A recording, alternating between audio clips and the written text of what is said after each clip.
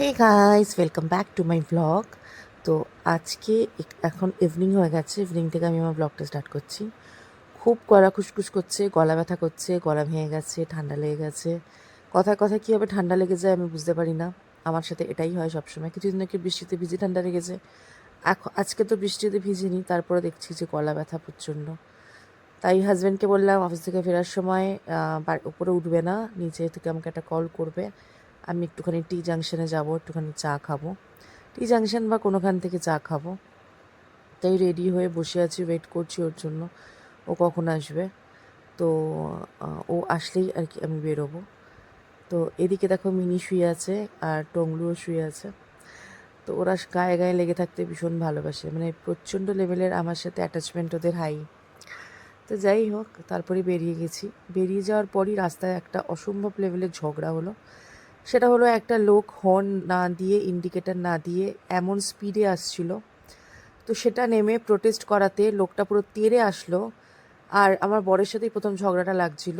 তারপর এক কথা, দু কথা, তিন কথাতে হঠাৎ করে আমাকে একটা খুব বাজেভাবে, যেহেতু আমি ওনার সাথে কথা বলতে যাচ্ছিলাম বারবার করে, আর উনি বারবার করে বলছিল আমি আপনার সাথে কথা বলতে চাই না, আমি ওনার সাথে কথা বলবো, মানে আমার হাজব্যান্ডের সাথে। কথাটা বার্তা আমি তারপরও ওনাকে কথা বলে যাচ্ছিলাম বলে উনি আমাকে খুব বাজেভাবে একটা গালি দেয়। আর তখন আমি ওনাকে একটা ধাক্কা দিই। যেই না ওনাকে আমি একটা ধাক্কা দিই, পাশের এই কিছু মানুষ যারা ওখানে ছিলই না, ওই ছেলেটার কথা শুনে ওকে ট্রাস্ট করে এই এতগুলো লোক চলে এসছে। তার মধ্যে স্পেশালি এক মহিলা ছিলেন। আমি জানি না উনি ওনার বাড়ির ছেলেদেরকে এরকমই শিক্ষা মেবি দিয়ে থাকে, যেরকম উনি এখানে এসে যে জ্ঞানগুলো ঝাড়ছিল। আমার মনে হচ্ছিল ওই মহিলাটাকে দিই দু তিনটে ঢিপ ঢিপ করে। কিন্তু আর মানে এই সব নোংরা লোকজনদের সাথে কথা না বাড়ানোই ভালো। আসলে এখন সমাজটাই এরকম হয়ে গেছে যে তুমি ঠিক থাকলে তোমার এগেনস্টে সবাই থাকবে, তুমি ভুলভাবে লাইফ চলো তাহলে দেখবে তোমার পাশে সবাই থাকছে। এটা আমি আমার হাজব্যান্ডকেও বলি সবসময়, যে ভালো ভেবে লাভ নেই।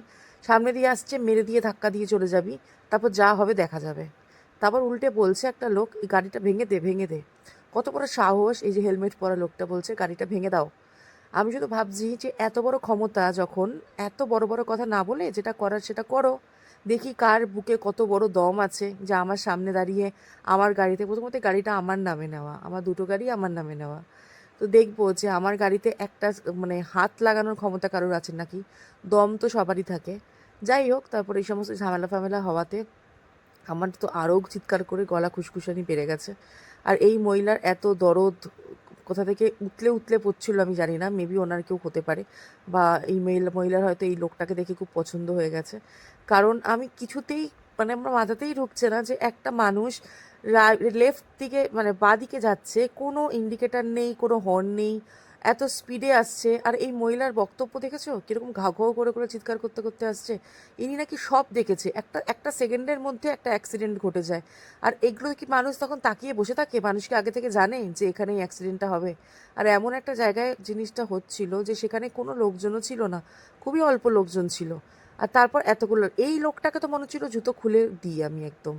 কিন্তু মাথাটা জাস্ট ঠান্ডা রেখেছিলাম যে বেশি কথা বলবো না, কারণ এদের সাথে একটা স্ট্যান্ডার্ডও তো ব্যাপার আছে, এদের সাথে মুখ নাড়িয়ে লাভ নেই। বেকার আমি আমার নিজের শরীর খারাপ করছি। কিন্তু এই মহিলাটাকে আমার খুব একটুখানি মানে কিছু একটা করার ইচ্ছে ছিল। আমার মনে হচ্ছিলো যে আমি থানায় যাই, এদের নামে কমপ্লেন করি। কিন্তু আমার বর বললো ছাড়ো, বাদ দাও, বেকার নিজে হ্যারাস হবে। কারণ আমাদের তো এখন কি বলবো আর, মানে উল্টো দিকে হাওয়া বয় সবসময়। আমরা যেটা মানে ঠিক মানুষদের সাপোর্টে খুব কমই থাকে, যারা খারাপভাবে জীবন কাটায় তাদের কি মানুষ বেশি সাপোর্ট করে। তো এরা এখন যেটা করছে এদের সাথে সেটাই করা উচিত। মানে এরা যেরমটা করলো আজকে, আমি এবার থেকে রাস্তায় গাড়ি দিয়ে বেরোলে ওরকমটাই করব। এখন আর ভালো খারাপ বুঝে কাজ নেই। আর এদিকে গাড়ি টাড়ি সব জ্যাম হয়ে গেছে, রাস্তায় আটকে মানে লোকজন, মানে গাড়ির পর গাড়ি পিছনে দাঁড়িয়ে গেছে। তাই আমি বরকে বললাম যে ছাড়ো, বাদ দাও, আর কথা বাড়িয়ে লাভ নেই, চলো এখান থেকে চলে যাই। কারণ এদেরকে বুঝিয়ে বা এদের সাথে কথা বলে আমরা পারবো না। কারণ এরা আমরা আমরা এদের স্ট্যান্ডার্ডে পড়ি না। সো এদের সাথে কথা বেকার বাড়িয়ে লাভ নেই, তার থেকে বেটার চলো চলে যাই। তারপর ওখান থেকে আমরা চলে যাই।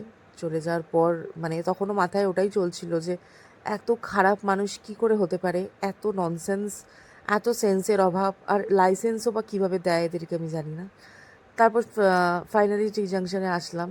এসে তো মানে চা খাবো কি, আমার তো তখনই হাত পা কাঁপছে, মানে অস্বস্তি হচ্ছে আর কি। মানে মানে ওই মহিলাটাকে মনে হচ্ছিলো আমি মানে আমার হাতে যদি ক্ষমতা থাকতো আমি দেখিয়ে দিতাম, কিন্তু শুধুমাত্র মাথাটা ঠান্ডা করলাম, কারণ বেকার ঝামেলা বাড়িয়ে লাভ হবে না।